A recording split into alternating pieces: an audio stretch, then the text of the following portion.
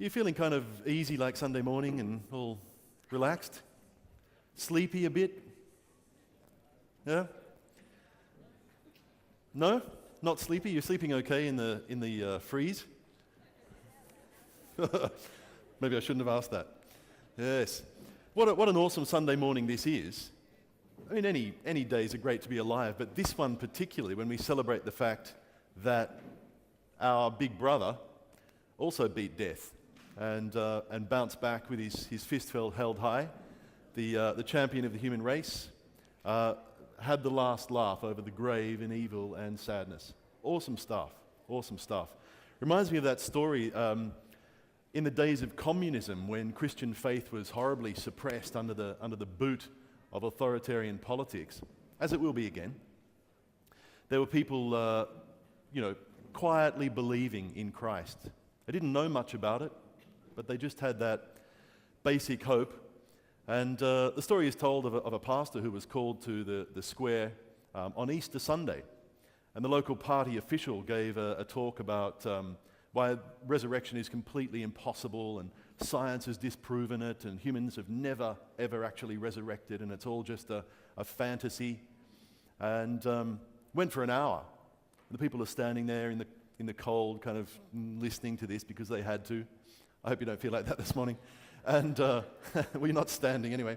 And then this priest just jumped up, and there's a traditional Russian greeting that you talk to one another on Easter, and you say, "He's risen." And the person says back, "He's risen indeed." And he just didn't even bother with argument on that occasion because the people were cold and tired. And he just simply stood up for his turn and he said, "He is risen." And like the whole crowd just erupted and said, "He is risen indeed." And that was it. He went home. Job done. There are some ways in which faith survives in a human heart despite evidence to the contrary. And there is some evidence to the contrary, let's be honest. We don't believe 100% beyond any reasonable doubt. I think we believe on the balance of probabilities, but sometimes personally and also intellectually we struggle with questions that on their own could destroy faith. We're not just celebrating Easter though today, it would also be appropriate for us to say to one another, Bon Pascha, good Passover. Because there's also a Jewish festival going on in which we as Christians have a massive part. In fact, I went with my kids last week to a Passover festival with Jews for Jesus. What an awesome time. They partied from like 6:30 till midnight, not a boring minute. And it was all non-alcoholic, don't worry. But the 4 cups. But we had a ball celebrating that event. And what an awesome thing that is, that we believe in history that a bunch of slaves escaped from the greatest land army that the world had seen to that point. Walked away and walked away to their freedom. What an awesome narrative that is. And I just wanted to start by reading you a text that comes from that part. We'll look today at a couple of arguments for God's existence, but first of all, let me just read you from Exodus chapter 19. And God says to Moses, "This is what you're to say to Israel. You yourselves have seen what I did to Egypt." Imagine being an eyewitness to that kind of intervention by God. "And how I carried you on eagle's wings." You probably know that the training of young eagles, the naturalists tell us, is pretty life and death stuff. They get tipped off mum's back and they have to just basically flap and panic until they get some muscle strength. And then mum comes in underneath and catches them and carries them away. That's the kind of adventure that God is leading his people on here. And he says, "And I brought you to myself." I brought you to myself. He's brought them out of Egypt. He hasn't actually taken them anywhere yet. He's just brought them into the desert. But that's not the way he views it. He's brought them to himself. And I can remember the day that I got married and I think pulled off the heist of the century, ran away with the jewels and got away with it. I remember, where did I take her? Well, I took her to a shack by the beach and we spent time together. Where did I really want to take her? To myself, just to be with her. I can remember early in our marriage, we bought this little house that had been owned by some heavy smokers. In fact, the old couple had both died there of lung cancer, and we got it cheap because all because all the walls were grey, all the white paint was grey, and the work, of scrubbing that thing out and then scratching away with sandpaper and repainting the inside. And that's how we used to spend our Saturday nights. It's the most dribbly, grotty work you could think of. Never had more fun in my life, because she was there. And I guess that's what God's saying in this text, is basically that he loves his people, and that the whole creation of the world and the whole thing was really about God having more beings to love and having more ability to relate to other intelligent, free beings in the universe. And he's saying here, I brought you to myself. That's really where I want to take you, just to be with you. And then he says, now, if you obey me fully and keep my covenant, then of all nations you will be my treasured possession. That Hebrew word, segulah, means the crown jewels. It means the most valuable possession that a king owns. If you walk through the Tower of London, you see Elizabeth's jewels there. But God's saying he wants you to be his jewels. You'll be my treasured possession. And although the whole earth is mine, God has a huge love for every person on this planet, not just for some of us. Contrary to some Christian belief, he doesn't just choose who he's going to save and choose who's going to go to hell forever. He chooses all of us. The question is whether we choose him back. But he says, the whole earth is mine, but you will be to me a kingdom of priests and a holy nation. I wonder what a kingdom of priests would look like. I often think when I go through Europe that if you went to Austria, that's pretty much a kingdom of ski instructors. Okay? It pretty much is. You can go to any old lady in the street and say, how do I ski? And if you manage to get across the language difficulties, you can say, here's how you do it. Bend your knees and do this and lean into. She can give you a skiing. Any kid of 4 can probably tell you how to ski in that country. People who visit this country say we're a kingdom of swimming instructors. The average Aussie can tell you how to, survive and come up with some kind of crawl and get out of trouble. What would a kingdom of priests look like? It would be a whole group of people who could connect you to God. Very simple. People who could connect you to God. What's a priest's main job? To speak to people for God and to speak to God for people. And as I tried to argue on Friday, I think priesthood splits into 3 things. First of all, it's ministering to the brain. It's giving people a message and logic and reasons to believe in God. We're going to talk about that today mainly. But it's also talking to people's hearts and giving them a wish to connect with God and dealing with the fact that they are also emotional beings and that God speaks to the human heart, not just to the mind. I think it's also dealing with the fact that people need to be in community.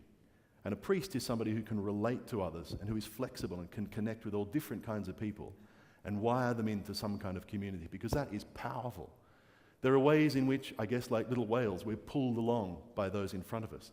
There are ways in which, like migrating birds, we're kind of drawn along in the aerodynamics of the people who've gone before us. And I don't know if you think back in your own life, there are probably individuals who jump out that have had a profound spiritual effect just because of how they were to you, just because of how they related and connected with you. And I hope there's people right now over in the youth tent singling out people, connecting with people and dragging them towards the experience that they've had. Because priesthood, I think, has those 3 dimensions that we discussed on Friday. So God's saying you'll be a kingdom of priests and a holy nation. And under the new covenant as well, we're called to priesthood, each one of us. I think that's why you're here. I think you're trying to muscle up on reasons for God and to have something to say to people who doubt it and who don't have the faith that you have. So let's talk about that. My mobile phone is developing a bit of a personality. It keeps phoning one friend, and I cannot work out why. It's my atheist buddy. And it's hilarious. He phones me up last Saturday morning. He goes, your phone just dialed me again. I'm going, oh, did it? Sorry about that. He said, yeah. He said, 20 times that thing has phoned me up at 11 o'clock on a Saturday morning. I'm going, no. Are you serious? He says, yes. I think it's God trying to tell me something. I'm going, that's good, but it appears on my bill, we were kind of teasing each other. But my phone is crazy. The other day, it sent this message to a friend of mine. You know how if you put a phone in your pocket, it can type away there by completely random processes. And the message that went to my friend Simon, it said, and I quote, and it was just this whole meaningless lot of rubbish. And I've got to say, Simon didn't respond. And I'm not kidding. I can show you this on my outbox. 10 minutes later, my phone sends him an even longer message. It said, actually, we could all stand up and try and do that if you like. No. It's not that kind of meeting. Okay, don't worry. You've all right, maybe not, okay.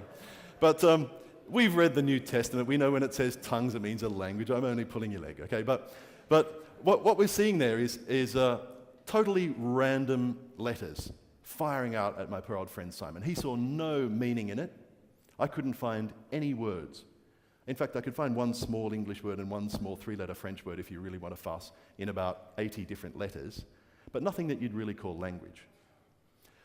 When you think about it, what would be the probability that my phone would actually send something intelligent to my wife? Let's say I wanted it to type by random, "I love you, Carla." Work out with me the probability of that.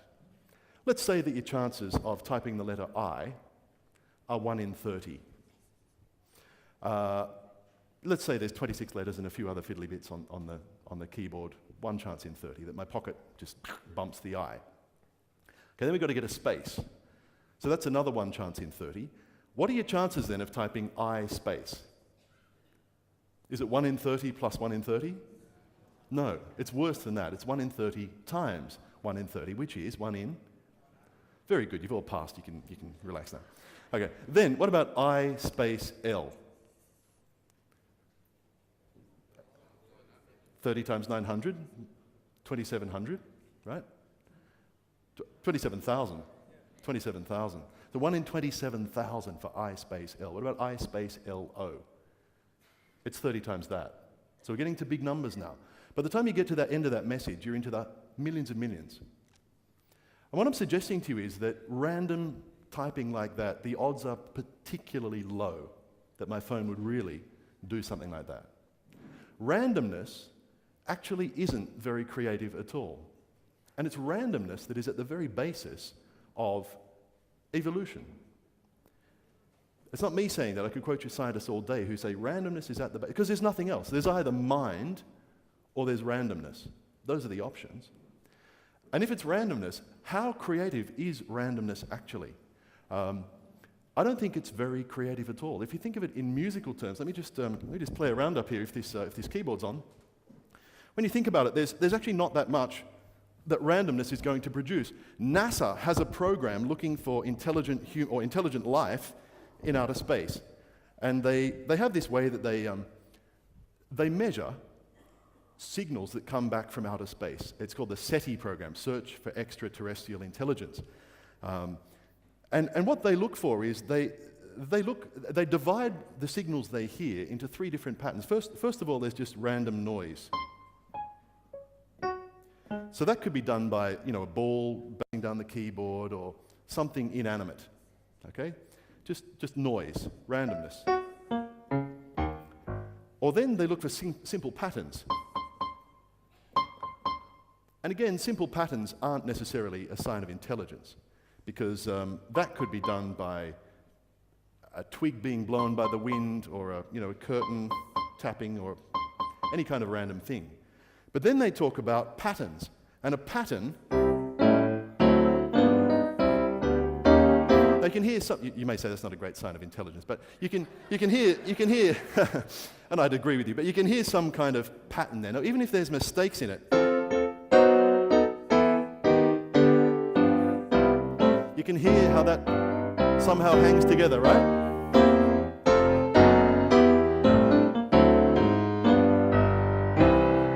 And don't call it mistakes, call it jazz. Okay, thank you. But even though there's blunders and mistakes in that, you can still hear some kind of intention and some kind of pattern behind it. And the question is, what happens when we talk about DNA?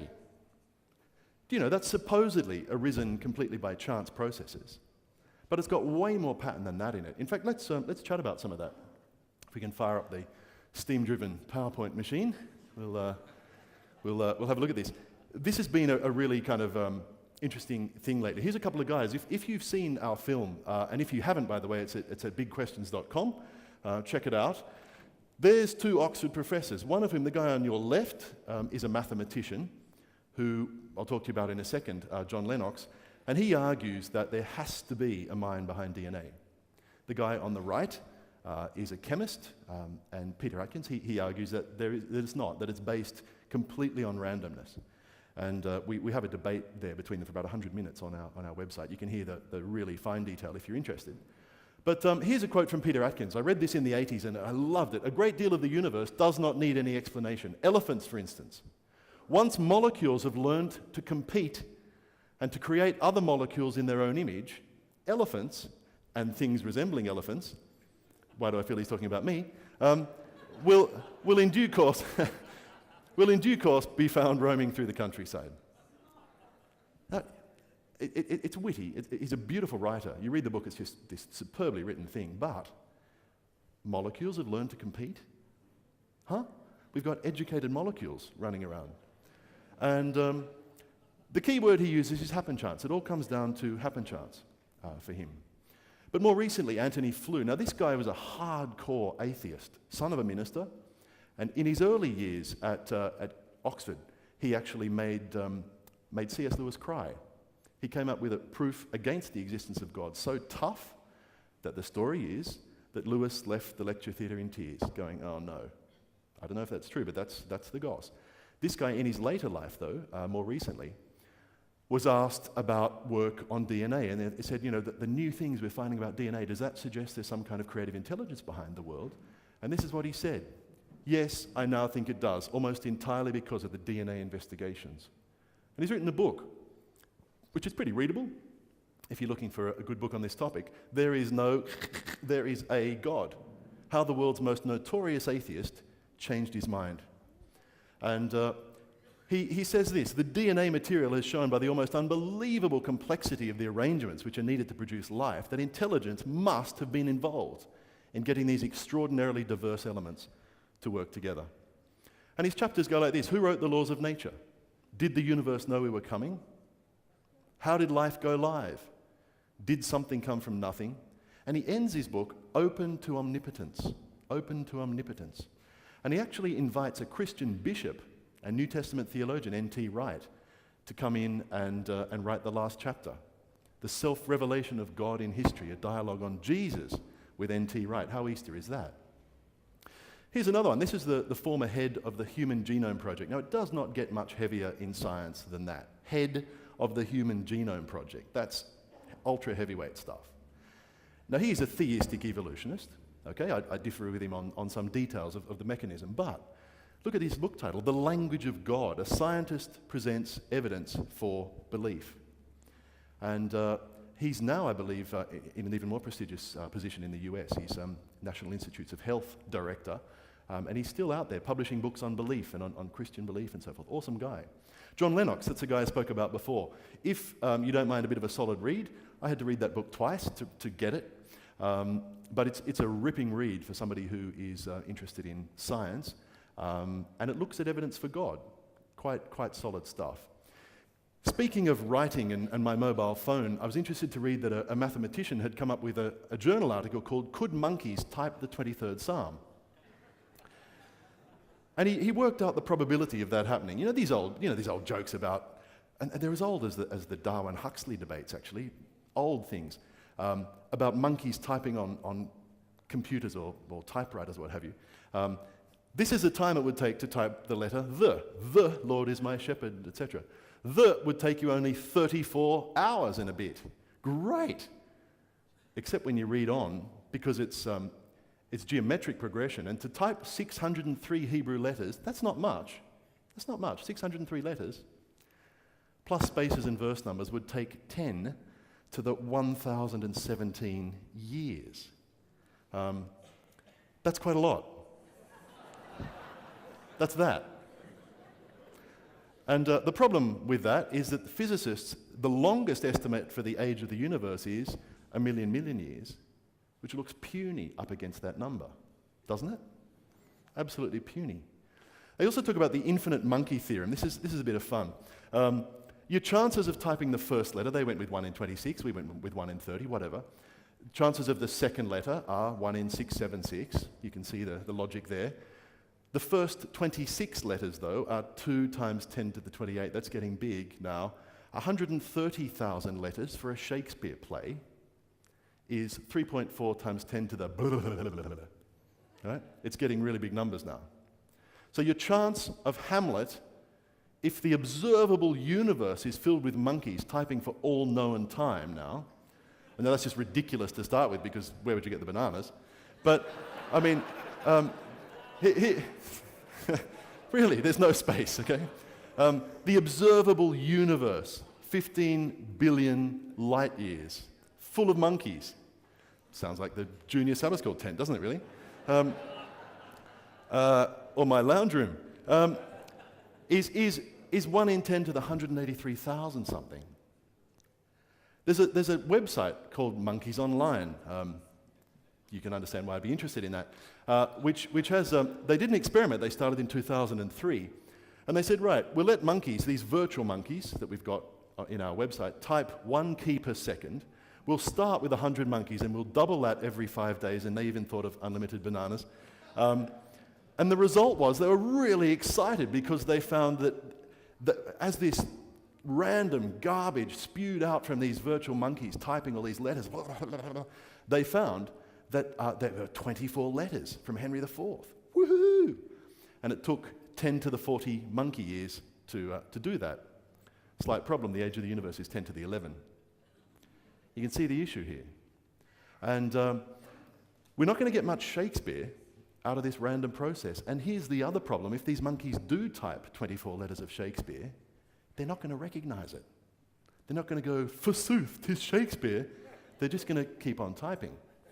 Or not even that, because some idiot went and did an experiment in a British zoo and got a dozen monkeys in a cage and gave them computers, definitely Apple computers, and gave them there, and said, right, get typing. And the monkeys are like, huh? And what happened is, when you look at what those monkeys produced, they went over and one of them must have hit the letter S and just kept his finger on the big letter S because it just page after page after page after page of S, for page on end, and then nothing. And then the researchers found that the monkeys actually, I hate to say this, they hit the computer with a rock. Don't tell me you've never felt like doing that. And then they urinated and defecated on the computer and left it there for the next month. Okay? That was the end of the experiment. So this whole thing's silly, but I think it illustrates a point that you're just not going to get randomness producing much that's creative. Richard Dawkins comes along in his blockbuster book, The God Delusion, and he comes up with a way around this. He talks about the difference between one-step probability and cumulative probability. And you can read it. He comes up with this argument that basically says, look, if you go step by step, it's a lot easier, the probability's a lot lower, and you get there much faster. There's a problem with that. First of all, he sets a target phrase. He comes up with this target phrase, methinks it is a weasel, which comes from Shakespeare. And he says, how do we get to that? Using the 1 in 26 probability. And he tries to get you there in all these little short steps, but he's already set the target phrase. The problem with that already is that evolution didn't have a target phrase in mind because there was no mind. That's the problem. And the second problem is that all the transitional forms are non-functional. Let me put that to you in English terms. If you want to come up with methinks it is a weasel from nothing, to mimic evolution, every word along the way has to make sense. Have you ever tried how hard that is? You try it with a simple phrase like the cat sat on the mat, and you've got to turn that into another phrase of the same number of letters, but every change you make has to be an English word that works. That's really sticky. But that's what has to happen in biology, because each of these organisms that the letters are representing has to be alive. It has to work. And so you've got to make every phrase on your way to methinks it is a weasel a proper English word, and it's nigh on impossible. I've busted my brains on that for half a day, kind of going, there may be some way to do it. I haven't seen it on the internet. I don't know anybody that's cracked that problem. And that's the big gaping hole in Professor Dawkins' argument. So I say, methinks it is weaseling out to suggest that probability can be treated in that way.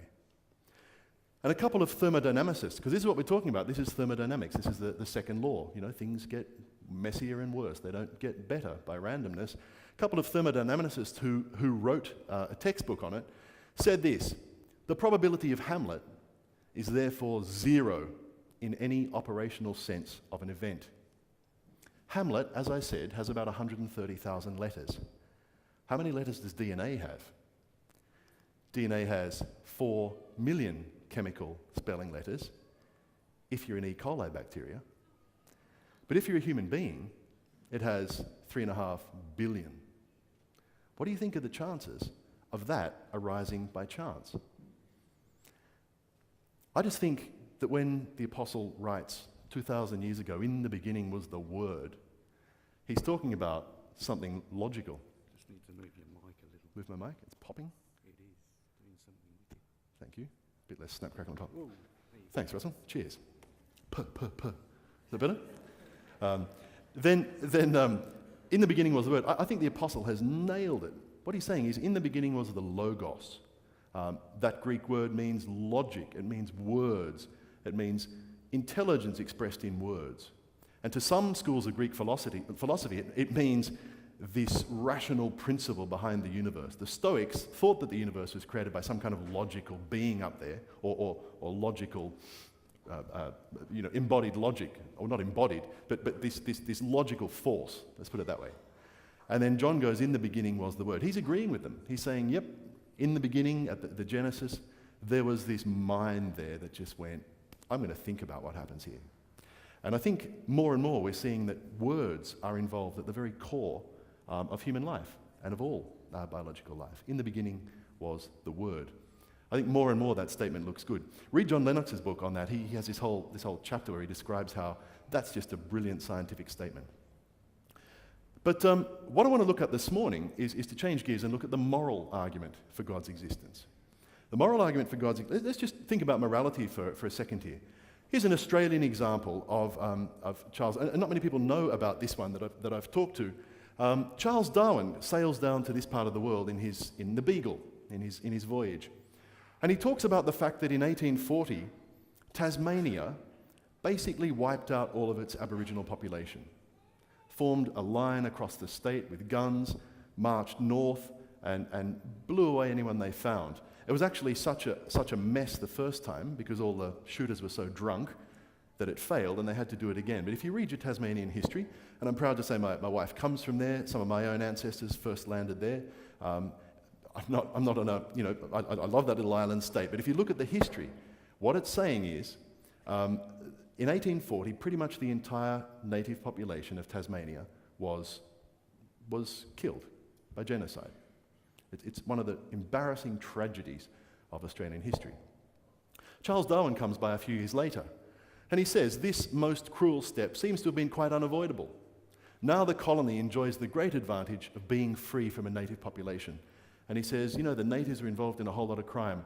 But then he says, no, to be honest, it was a lot of the English people involved too because of alcohol. But moving on, wherever the European has trod, he says, death seems to pursue the Aboriginal. The varieties of man seem to act on each other in the same way as different species of animals, the stronger always extirpating the weaker. He writes how the thoughtless Aborigine is happy to get small gifts from the white man, even though the white race seems predestined to inherit the country of his children. Is this making you cringe? Is this really like jabbing you under the fingernails? It's just so, yeah. He writes in another book, at some future period, not very distant as measured by centuries, the civilized races of man will almost certainly exterminate and replace the savage races throughout the world. This is what we call social Darwinism.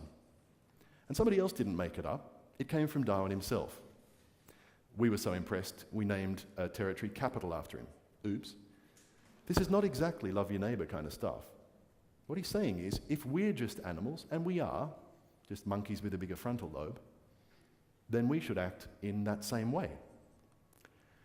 And a Queensland politician took that a bit further, as quoted in one of the history books. He says, the law of evolution states that the N-word, I don't even want to put it there, shall disappear in the onward progress of the white man. There really is no hope at all. Stephen Jay Gould, a later thinker, a Harvard-based biologist who passed away a few years ago, awesome guy, says this: nature contains no moral messages framed in human terms. We can learn nothing from nature because it is non-moral. The answer to why such cruelty in our terms exists in nature can only be that there isn't any answer. You can see what he's trying to say. Whoa, don't use nature as your moral guide. It's bloody and competitive and Darwinistic, but let's not us act like that. But my question is, why not? If all we are is nature, if there's no other reality, if there's nothing more to me than just, a slightly, in most cases, less hairy ape, then where do I get this extra morality from? Have I got a soul? No, he would say. Don't bring in that religious cop-out. So then why not act as nature suggests that I do? Here we go for a particularly emotive example. I know if you can link something to to Nazism, it sounds like a cheap shot. But here's another example of social Darwinism. Heinrich Himmler, a biography of him a ripping biography of him actually by Padfield. He says this, it talks about this idea: the German race is the elite of mankind, the SS is the elite of the German race, carriers of the pure blood, a sworn order fighting the good fight against Freemasonry, the church, world Jewry, happy Passover by the way, Marxism and democracy. And he says the German people have learned once again to value people racially. They've turned away once again from the Christian theory, which ruled Germany for more than 1,000 years and caused the racial decay of the German folk and almost caused its racial death. Being nice to the weak leaves the weak alive, and they put their weak genes into the next generation. That's what he's arguing. So we shouldn't act in that way. That Christian doctrine damages our gene pool. We should smash the weak out of the way and let the strong breed, and the next generation will be the better for it. That's what he's arguing. They've learned once again to look at bodily forms and the value of or non-value of our God-given body and our God-given blood. Please don't invoke God in that godless philosophy, but he does for political reasons. In animal breeding, one has known it for a long time. How offensive is that? Compare it, what is the Christian teaching that he's bagging? It's this: God created one man, and from him all the different nations on earth, and determined where they should live. That's Paul's view in Acts 17. The contrast could not be more obvious. If that view is true, then there's an equality, there's a belonging, there's a brotherhood and a sisterhood in the human race, and we ought to act like that. If the other view is true, then as Himmler has put it, we ought to act like that. Peter Padfield says this: Darwin had the most striking effect. The struggle for existence and the survival of the fittest became a key part of Nazi doctrine, and we all know the result. And so we come to the question, is there such a thing as ultimate right and wrong? If you say no, we're going to have an interesting discussion. Is there such a thing as absolute right and wrong? If you say no, it's very easy to illustrate that at the extremes. And like I said on Friday, it's easy to say, well, great, there's no such thing as right and wrong, so I don't need to feel guilty about all that torturing of foreign children that I do. I don't need to feel bad about bombing the heck out of other people's cities. I don't need to feel bad about the fact that some dictator in the Middle East right now is turning guns on his own people. Poof, that's just how life is. Don't worry about it. And that shows how ridiculous, I think, that comment is. There is no absolute right and wrong. But if you say that, you've got two positions. Number one, you're a relativist.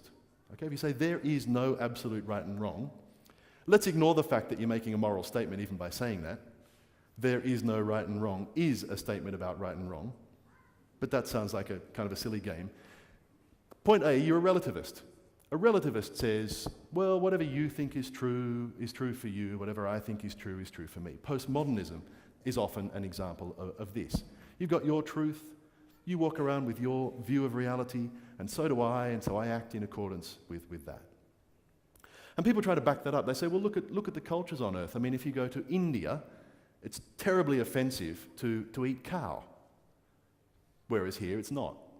So that proves that one person's truth is right for them, da-da-da-da-da-da. I'd actually say no. If you think about that carefully, why is it offensive for Indians to eat cow? Because they believe it could be some reincarnated ancestor. So you might actually be eating grandma. So in actual fact, I agree with the underlying truth in that Indian view. I wouldn't want to eat grandma.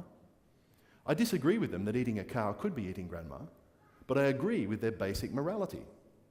So in actual fact, there's a lot more similarity in human views of morals than we actually think about. But your second option, if you say there's no absolute right and wrong, is that you might be a social constructivist. Now what a social constructivist is somebody who says, okay, right and wrong is constructed by society. We make up what's right and wrong. And 100 years ago, certain things were illegal, which are now legal. And that just shows, you see, that morality can change through time and it's not really fixed. It's just defined by society. And okay, I think there's some truth to that. It's good that society gets together and makes laws. It's good that somebody puts up a traffic light and agrees that red will mean stop and green will mean go. I think that improves our lives. I don't think that's ultimate morality. I don't think red through all time and through all places means stop and green always means go. But I think it's a useful little thing we've agreed upon among ourselves. That's a bit of socially constructed morality. But there's more to it than that. The problem with there's a bunch of problems with socially constructed morality. What if we're in a society where morality is pretty shoddy? What if it's 1930s Germany that we're talking about? What kind of socially constructed morality are you going to get there? And also, if reality is just socially constructed, how can I look at another society and say, what you're doing is wrong?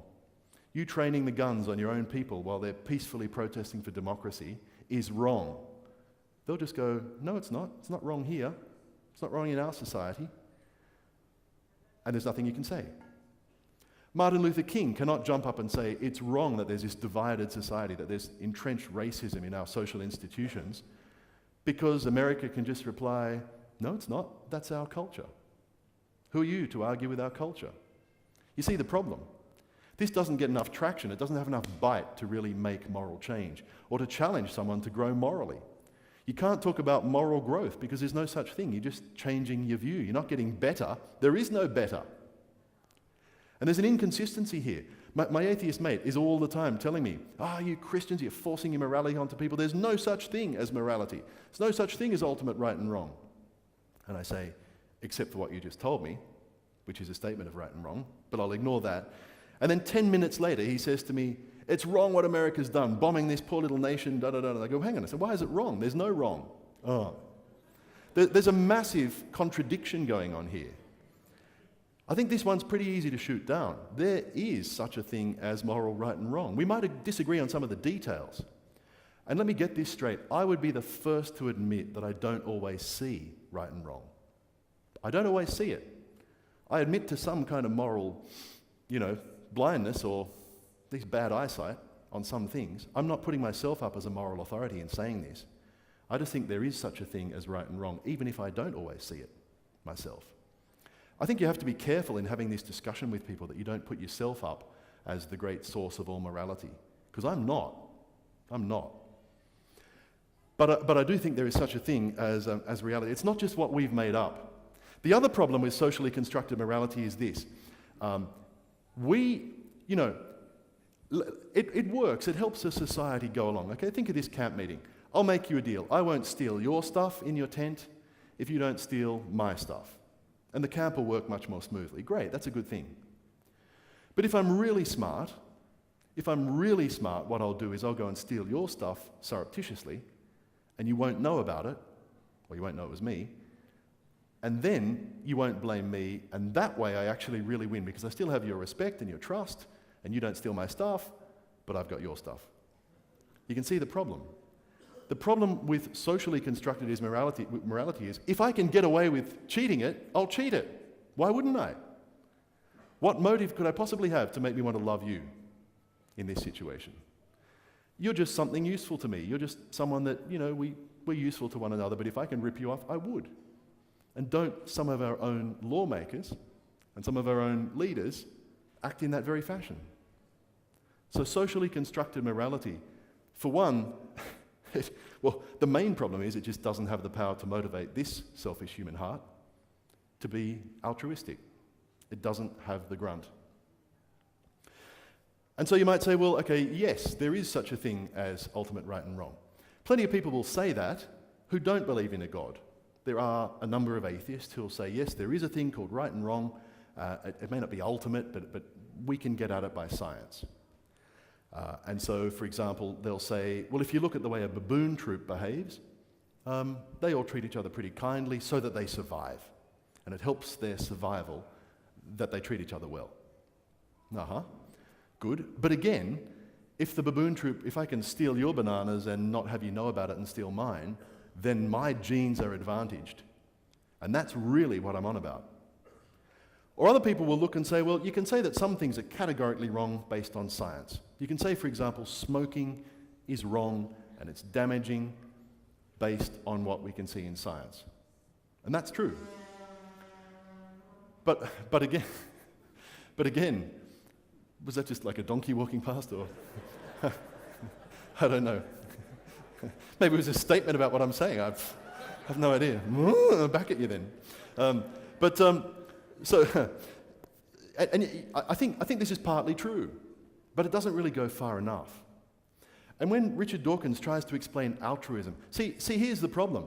I've been making a documentary in Africa and seen atheists there who could be back home earning big money, but instead they're working with Médecins Sans Frontières as doctors in a thankless, grotty place because somehow it just feels good to do that kind of altruistic thing for another human being. They love it. I remember spending Christmas with one of the guys, and he said, I just don't believe in Christmas, I don't believe in Jesus, I don't believe in any of that rot. I remember asking him and saying, well, what are you here for?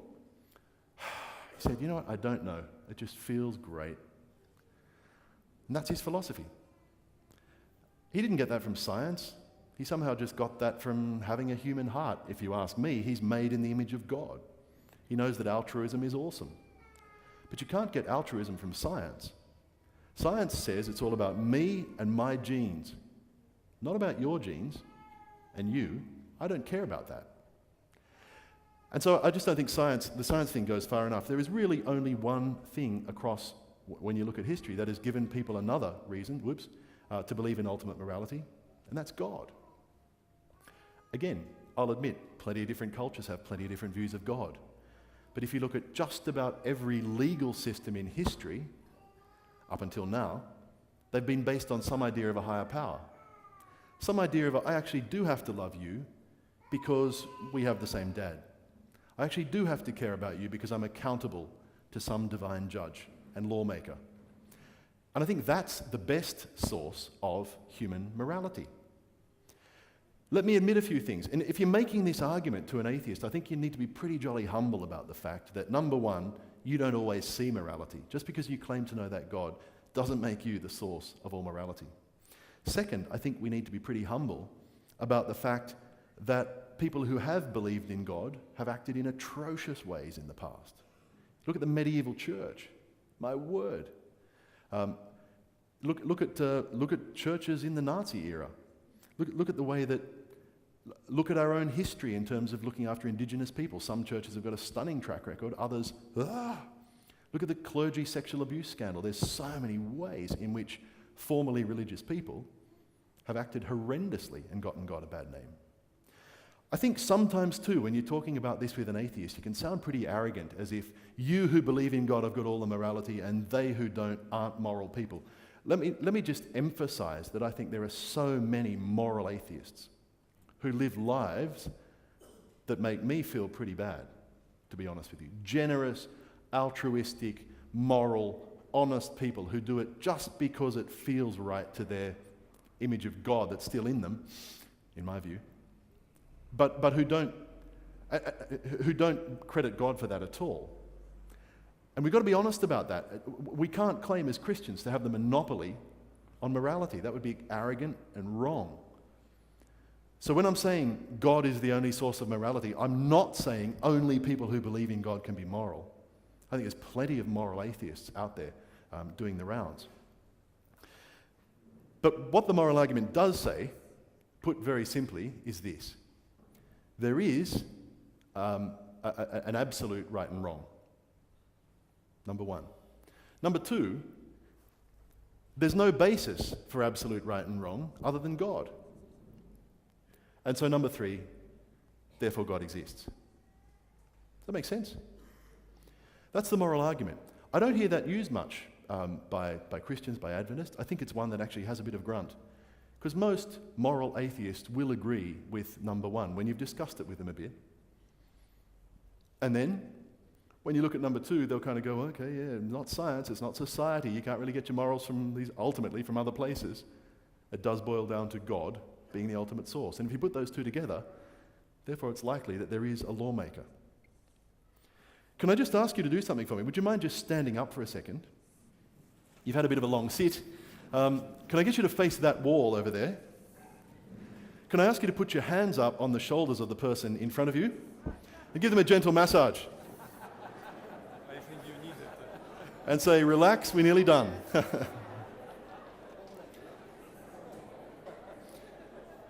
And then do a U-turn and it's your chance to give back.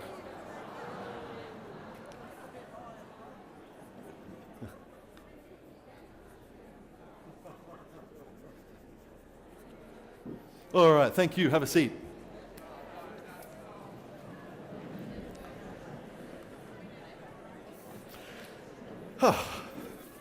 Hopefully you've had a bit of a breath. That worked? Oh, good. Should have sat next to a physiotherapist. Got that one wrong, didn't I? Look, what I'd like to do with the rest of our time is to have a look at a chapter from the Bible which Richard Dawkins says is extremely immoral.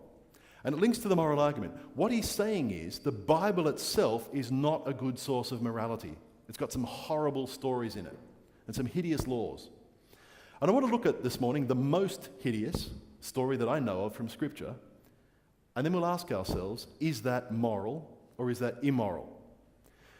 And Richard Dawkins quotes this one in his book, The God Delusion, and to be honest with you, to be fair to that highly intelligent biologist, he's not a trained theologian. He doesn't consult even one source in terms of the 2,500 years of interpretive history of that passage. He doesn't bother with that. He just quotes bits of it and writes it off. And he also starts with this assumption that the Bible communicates its truth by two ways. One, by making laws, and two, by telling you stories that exemplify good things. Already that's a problem, because that's not the only way the Bible teaches us morality. Sometimes, I would argue, the Bible shows us bad examples of morality in a way that's meant to sensitize our consciences. I think this is an example of that. Just as, if you pick up this morning's Age, you'll find stories of really bad things that the writers of the Age don't approve, but they're reporting them anyway because they want to educate and they want to make people think about what's going on. I think the Bible does the same thing. And he quotes, you know that story from Judges where it's at the end of the Judges story and there's this poor woman with her de facto husband traveling along. She gets horribly mistreated.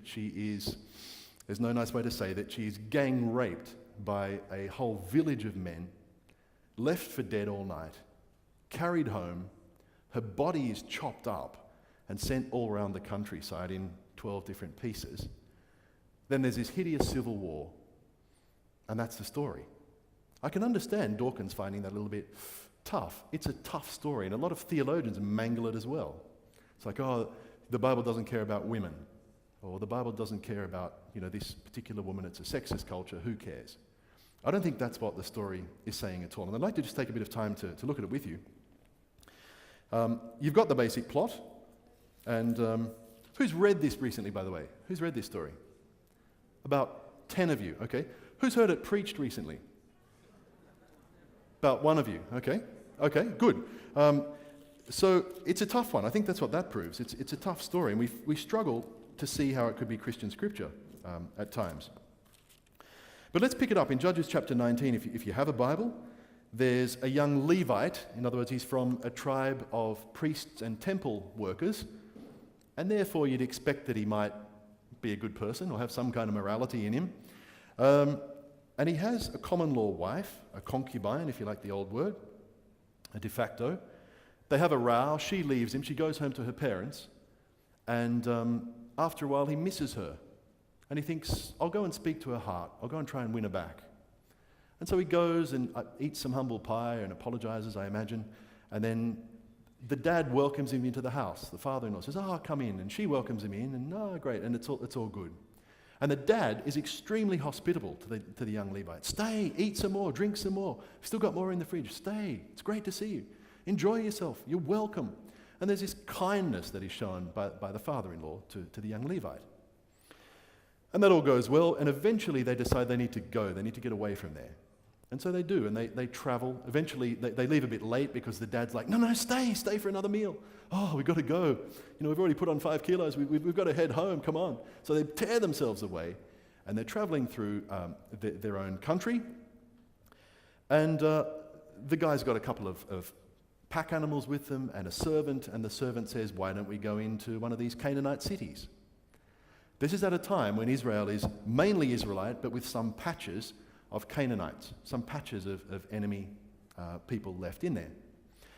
And this good young Levite says, no way, I'm not turning into one of those Canaanite cities, those filthy, cigar-smoking, beer-swilling pagans. I'm going to go and spend the night in Wahroonga, right? I'm going to go and stay with our people at Warburton. Hurrah! And so he does. And he says, no way, and even if it takes a bit longer, we're going to get to our own heartland. And so they do. You can hear a bit of arrogance in that, a bit of tribalism. And then night falls. There's a writer here writing on very expensive material in a very slow way, and he bothers to tell you that night falls. I think it's important. It's this atmospheric clue, like, uh-oh, here goes. And they go into their own town, an Israelite town, and they sit there in the town square. And they sit there and they sit there. And in the ancient world, actually, you're meant to be asked in to stay in somebody's barn or home. That's just how it works. There are almost no hotels, motels. It's all just hospitality. So if you're sitting there in the town, you're meant to be invited home by somebody, and it's a bit of a scandal if nobody looks after the stranger. And they're sitting there. Nobody from Gibeah invites them home. And eventually this old man, who's not even from there, comes and says, oh, guys, listen, come and spend the night in our home. No, we'll spend the night in the town square. No, you really don't want to spend the night in this town square. Trust me, come and stay in my house. Oh, okay, thanks very much. And so they go and stay with this kind old man. And then it all starts to happen. In verse 27 of Judges chapter 19, while they were enjoying themselves, some of the wicked men of the city surrounded the house. Pounding on the door, they shouted to the old man who owned the house, bring out the man who came to your house so that we can know him. Okay, the Hebrew says. I think you can work out what know means. In a book where Adam knew his wife Eve and they conceived and bore a child. You can work out what know means. The owner of the house went outside and said to them, no, my friends, don't be so vile. Since this man is my guest, don't do this disgraceful thing. Look, here is my virgin daughter, and here is his concubine. I will bring them out to you, and you can use them and do to them whatever you wish. But to this man, don't do such a disgraceful thing. I can understand how people can hear that as pretty sexist. These women, yeah, do what you want to them, but this man, no. But I don't think that's what the text is actually saying at all. What text does this remind you of? Lot, Sodom. It's exactly the same phrases being used. It's the same description. It's word for word in a bunch of places. The Lot story. And what happens then? The crowd of men bang on the house, same word. Bring out the men who came to you so that we may know them. And what happens? Lot goes out to the door and says exactly the same speech. It's a very gracious speech. He doesn't say, no, you scumbags. He says, no, my brothers, don't do this vile, immoral thing. It's kind. And then what happens? They say, oh, who are you, buddy? And they're just about to rip him limb from limb and burst into the house anyway. And then the angels kick in. A miracle happens. He's dragged inside the door. The men are struck blind. Situation averted. And I guess this guy is waiting for the same thing to happen. But there's a couple of ironies. Number one, the angels aren't active in our town as much as they're active in Sodom. There's reasons for that, as we'll see in a second. And also, the men of Sodom, when you offer them your daughters, it looks friendly. Yeah, you can marry my daughters if you want, but they're not interested in women. They're like, no. What do we do with women? Yeah, we want the man, okay?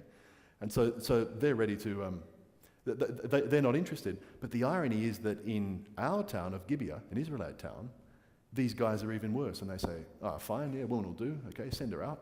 And they horribly mistreat her the whole night. There's almost a kind of a thing there that saying that when a believer falls morally, they fall harder and faster than somebody who doesn't believe.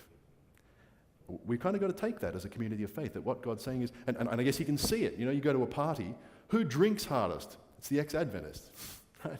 Slams down the alcohol, more so often than the person who's just had it as part of their culture.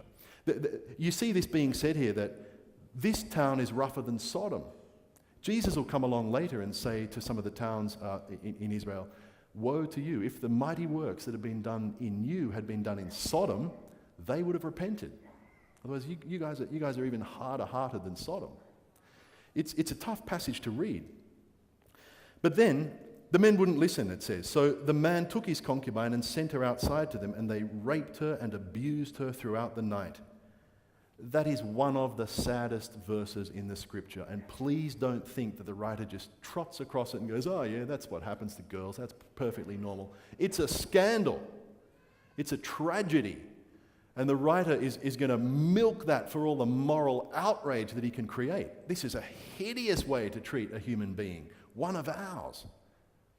And you see that because she spends the entire night there. Now, you've got to say her de facto husband is, I don't know what is going on in his head. That's another whole question. But if you ask me, wouldn't you go out and do something? Wouldn't you go out and at least try to help? Even if there was 100 men to one, wouldn't you knock out a couple or distract them or somehow take the heat off the woman you supposedly love without being some false hero? Surely you'd go out there and bring a few of them down before and send her back in the house or something. But I guess he's expecting this to be like the Sodom story that he's heard in Sabbath school. But it's worse. It's worse. And so at daybreak, the woman went back to the house where her master was staying. She fell down at the door and lay there until daylight. If that doesn't touch your heart, please check your pulse. Because here's a person in the worst time of their life, struggling, no one to help them.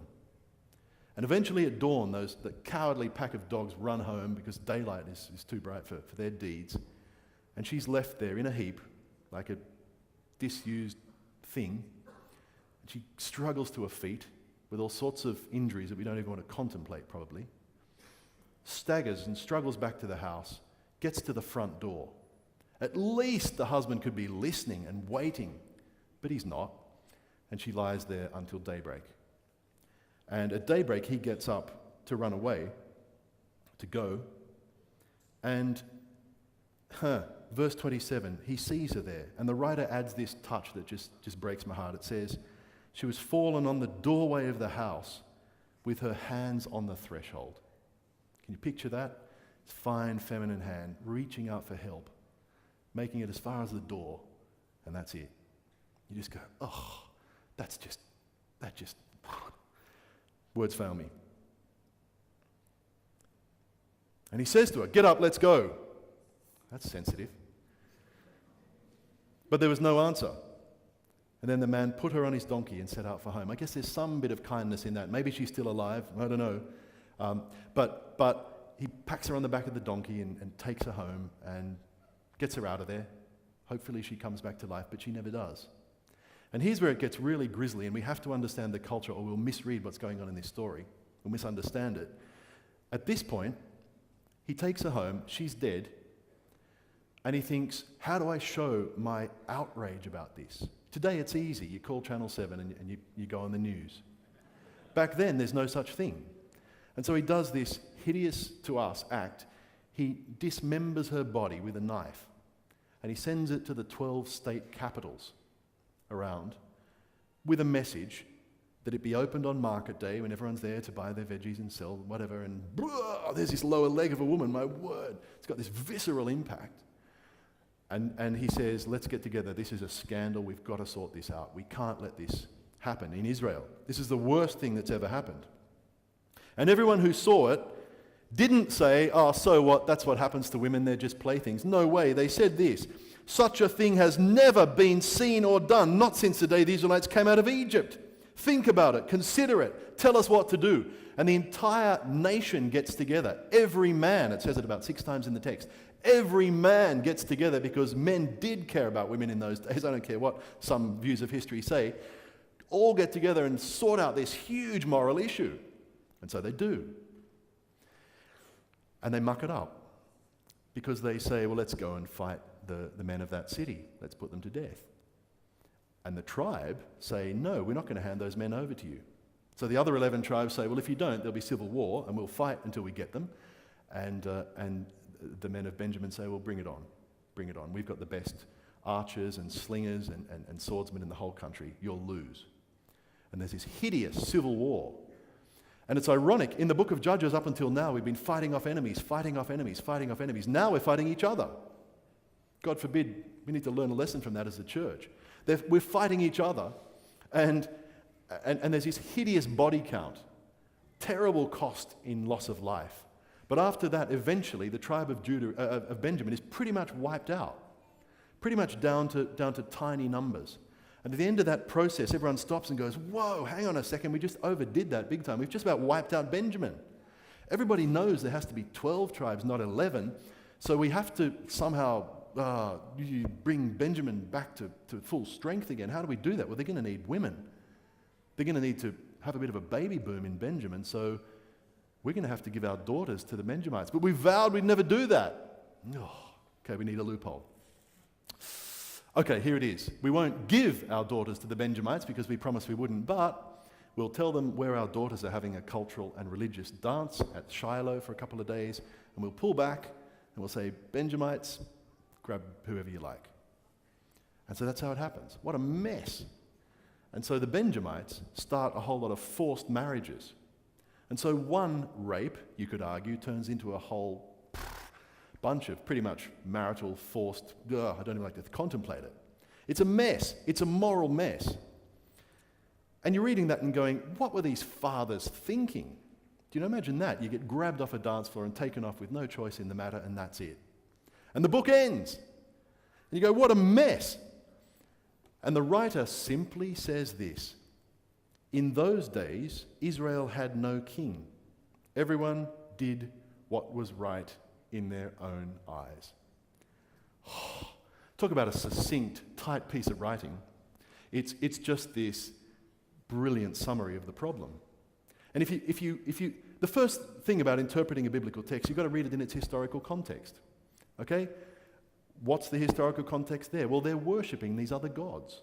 These other gods who are into bizarre religions. Let me summarize for you Canaanite religion. Here it is. If you want rain to come on your farm so that you can be rich, you'd better stimulate the gods.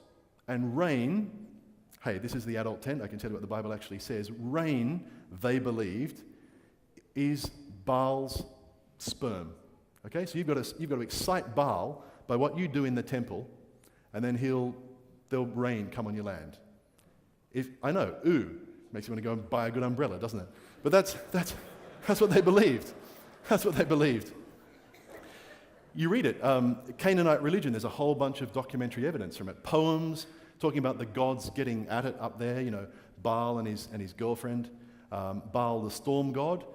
And if you want that to happen, you need to go to the temple and engage in sexual worship. It's a whole big, it's on just about every second page of the Old Testament. Israel's leaving the true God and running off and doing all this stuff. What do you think that religion did to the rights of women? What do you think that religion did to the family unit?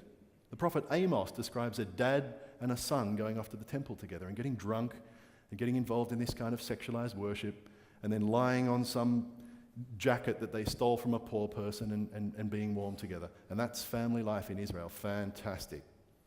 How do father and son meet each other's eyes the next day? And how does the son then view his mum and his sisters?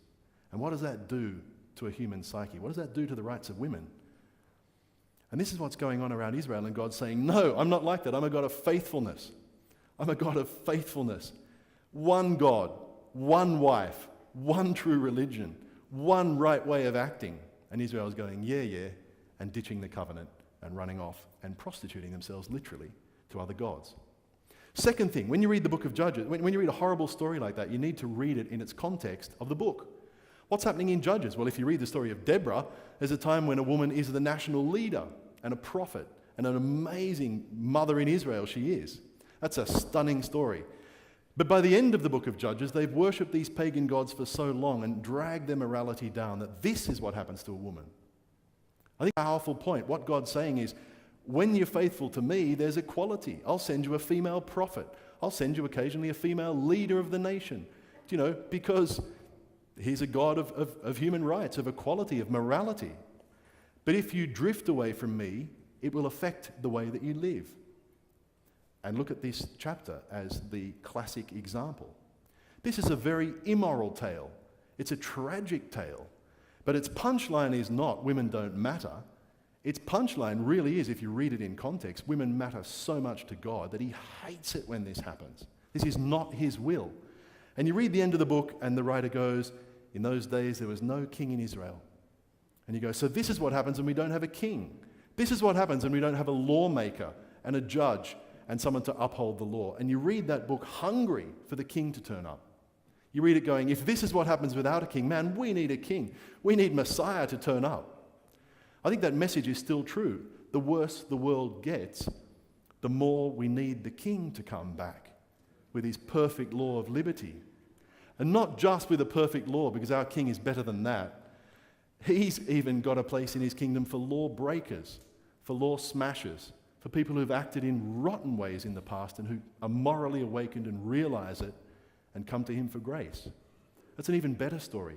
I've got something even better than the moral argument, and that is the gospel. Because it says that immoral people can be cleaned up in God's great big washing machine. It says that the sick and the lost and the selfish and the confused and the amoral can become morally awakened, and through the Holy Spirit can be brought to love what is true and love what is good and to desire it with all their hearts. And the awesome news of the new covenant is that God will forgive our sins and remember our iniquities no more, and start to write his law on our hearts and inscribe it on our minds so that we can be to him a people and he can be to us a God. Amen. Let's pray. Father, we thank you for your law, which is holy and just and good and perfect and enlightens our hearts and brings joy to our hearts and is more to be desired than gold. I pray that we would have a sense of just what a favor you did for the human race when you gave the law on Mount Sinai. But that should drive us even more to acknowledge our need of what you did on another mountain in taking away our guilt and taking away our blame and our shame by dying on the cross. Imagine the king coming and doing that. It blows my mind. And the fact that you would appear and take all of our guilt and sin onto yourself, and then send your Holy Spirit into our hearts to scrub and to cleanse and to build and to encourage and to coach and to teach and to inspire. We want to know that by experience every day. We want to have that inner moral voice speaking to us, reminding us that we're your children. We ask that you would do that for us. And God, I thank you that you're speaking not just to those of us who call ourselves believers, but to everybody.